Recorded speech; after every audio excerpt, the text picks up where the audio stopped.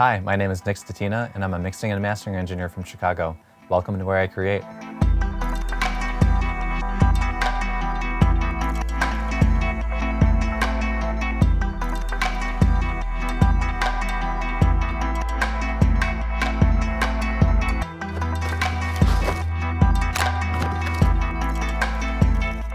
I think the space is creatively stimulating for me just because it's the first studio that I've designed and worked out of that's been built around an analog setup. Just being able to get your hands on the gear, working in a tactile way, has been a pretty transformative part in my career for me, and I think I'm doing better work for it. So I built this space in 2019 working with an acoustician named Jeff Hedbeck. We kind of used the guiding principle of how do we have the best playback environment possible in this space. And I think with a lot of thought put into acoustic treatments, monitor placements, monitor type, we really achieved that. It's the best playback environment I've ever had in my own studio. So I'm really thrilled about that.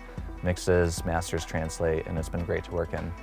Let's check out some of the gear that I have. I use a digital analog hybrid setup, often leaning more on the digital side during mixing and leveraging my analog gear as more of mixed bus processing. In the mastering world, I'll use digital on both pre and post analog, sometimes just doing touch up, maybe some small cuts, corrective EQ kind of thing, and then leaning on the analog stuff for more overall shaping and vibe.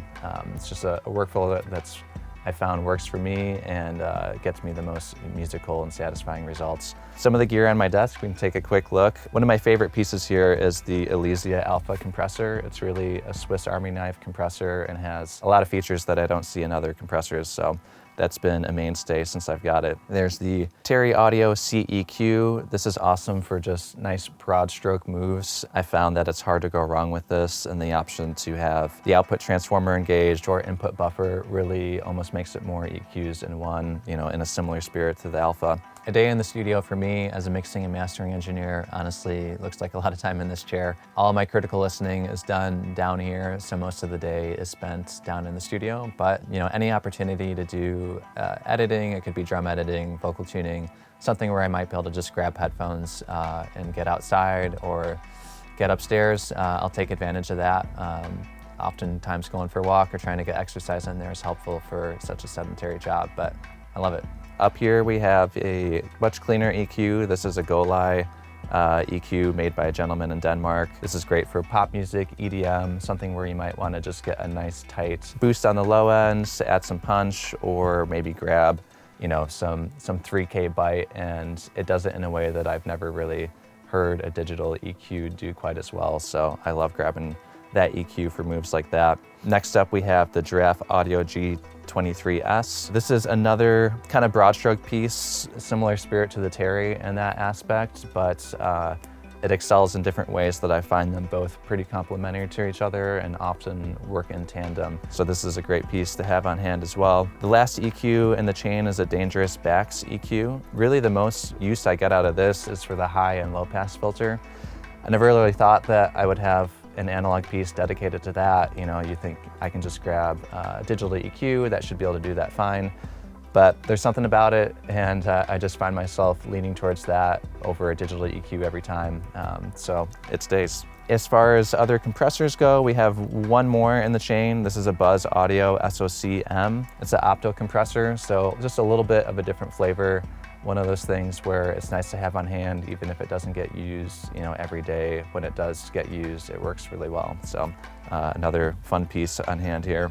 Part of what makes this space so special to me is just the amount of time and effort that went into planning it, designing it, working with Jeff Hedbeck. The construction part, it was really mostly me down here for 2 to 3 months, working on everything, making the panels, making the front wall, and putting in flooring and everything. So I think there's a certain degree of just pride and honestly relief that it's done, and so it's just a pleasure to come down here and work every day.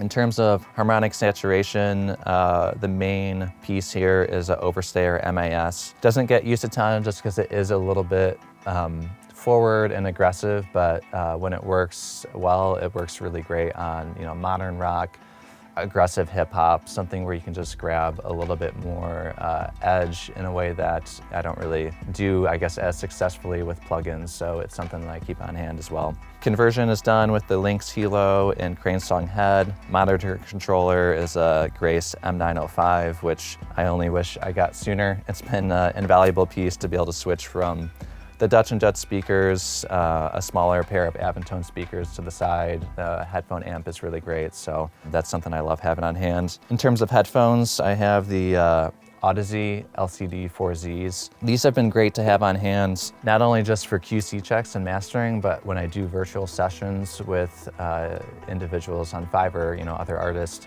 we'll do mix reviews, and rather than playing it through the monitors while we have a video chat, I'll have those on, and I know that I can make moves on the call and trust what I'm doing in a way that I haven't really heard on other headphones that I've had. I've gone through a long search of buying, returning, selling different headphones, and this is just kind of where I've landed now.